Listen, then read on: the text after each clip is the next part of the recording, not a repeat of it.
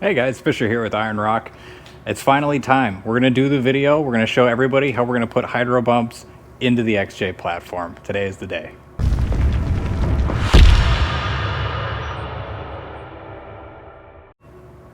So we're going to get a little further into depth with what we got here on the table. This here is actually going to be the kit for the front hydro bumps for the XJ. You're going to have your two jam nuts here, two brand new coil spring isolators, as well as these extension tubes for mounting the hydro bumps right where your factory bump stops go. The hydro bumps themselves here, these are those. These come with a universal mounting sleeve, so if you're using these on something that's not an XJ, or you've got a different project that you're working on that you're just in need of hydro bumps, we can use these. This is a universal mounting tube, couple piece of pipe. You can put this anywhere you need to. If you've got a cage, if you've got a frame, it doesn't matter. If you can put it there, you can make these work. When you're shopping for these online, you'll also notice that we've got the stackable bump stop extensions. These work really well in conjunction with these bump stops. These have a ton of adjustability in them. You can make these work on basically any lift height that you're going to need to. We typically recommend over a 3-inch lift for these. These, you can put these on your axle landing pad. We'll show you more about these later in the video. But these ones, they are going to allow you to fine tune the amount of bump you've got further. So I got some new wheels and tires since the last time you saw the vehicle. These are going to be the Jeep Mopar OE bead locks with the optional bead lock ring. They're mounted as bead locks, and I had these ones done up in yellow.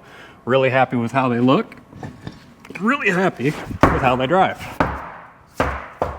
So we just recently switched over from a 35-inch tire over to a 37-inch tire. So we got to retune all the bump stops. Everything that we had in there, not working for it. We're rubbing all up over the inner fender liners. It's just not working out for us. So it's a perfect time to go ahead and install those hydro bumps so we can ensure that we're flexing all the way out to the maximum that the suspension system can handle. While also making sure that those tires stay in good condition, your fenders as well. Before we actually took the tire off, we went ahead and uninstalled all of the coil springs from the left and right of the vehicle.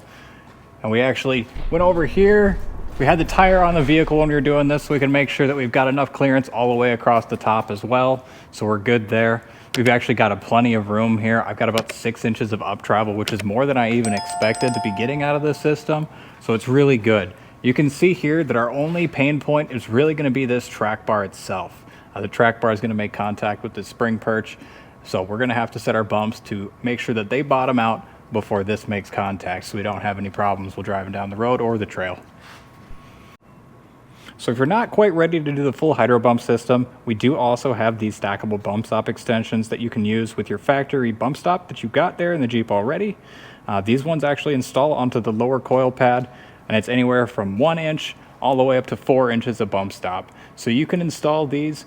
Make sure when you're installing these that you're essentially measuring from the metal to metal, because these factory jounce bumpers, they compress to absolutely nothing when they're at full bump.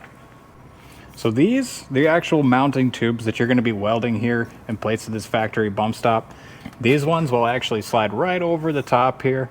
And depending on how much material you actually leave here, you can do some sort of adjustment here in terms of needing to move it further forward or further back, or a little bit left or right relative to the front of the vehicle.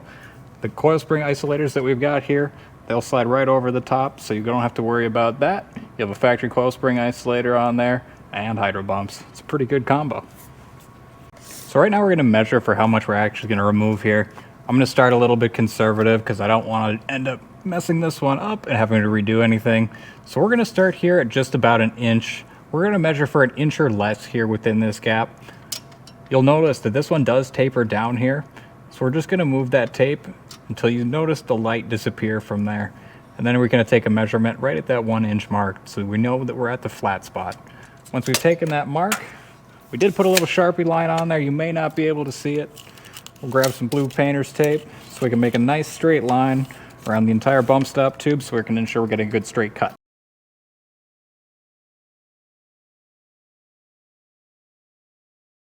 Ain't nothing to it but to do it.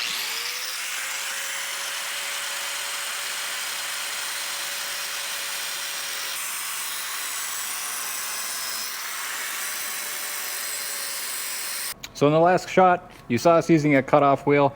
When you're getting to this backside though, it's really tough to get the cutoff wheel in there. We could probably remove the shock and make it work, but we're just gonna grab the Sawzall and finish off the cut here.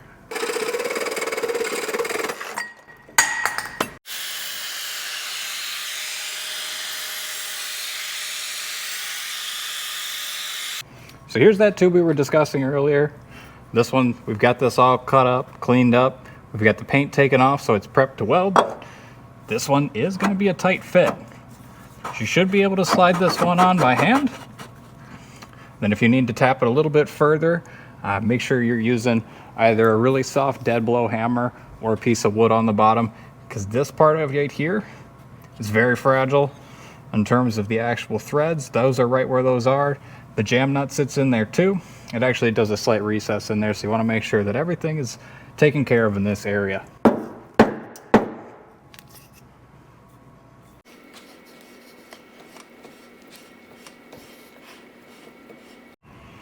So as you were just saying, we were cranking the axle up, moving this up to the full stuff position. We've got the bump stop adjusted just about where we want it to. We've got a great clearance right here. We've also got good clearance between the actual diff cover here and the track bar. In terms of the actual positioning of this tube though, we are going to go ahead and kick that one a little further towards the rear of the vehicle. When these long arms, when you droop these ones out, it's going to swing that axle further towards the rear of the vehicle. When we're at full droop, we want to make sure that the coil spring isn't going to make contact with these hydro bumps and cause any damage.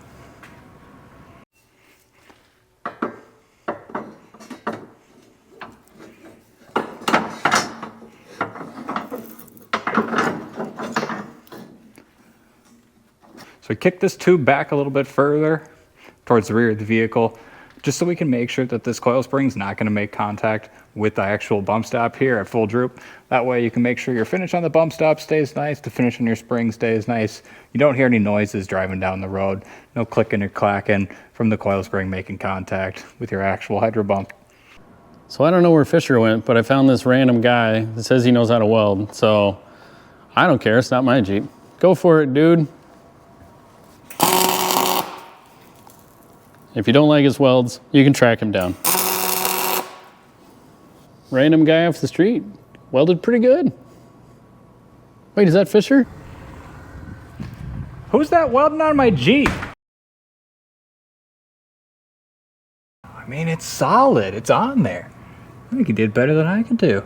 So whoever camera guy found to actually burn that on did a pretty decent job, but there's a couple burrs that our isolator's gonna have a hard time slipping past on here. So we're just gonna take those down so they're nice and even so we can get that isolator back up into the factory location.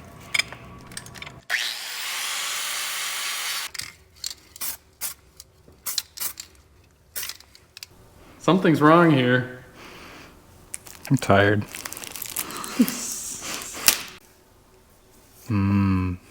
Tractor paint.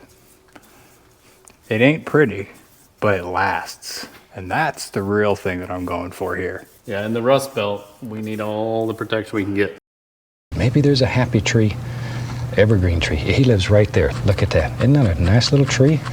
And he lives right here in this brush. We don't make mistakes. We have happy accidents. Not sponsored, by the way. Not sponsored. We just like it. It works quite well.